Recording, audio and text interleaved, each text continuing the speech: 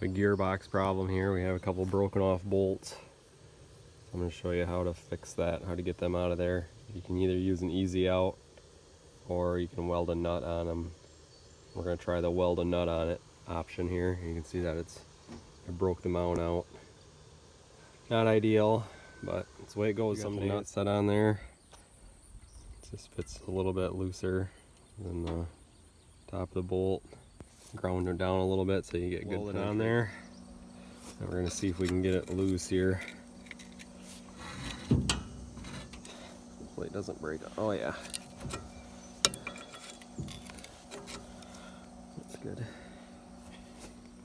We got all 4 of them out. This is what the bolt looks like once you welded a nut to the top of it. So I guess there were only 2 that were left in there, but we got welded them on them and got them out. So now we got to fix up the mount.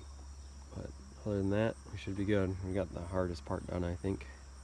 Oh, so it's still a little bit hot, but there we go. There's the trick.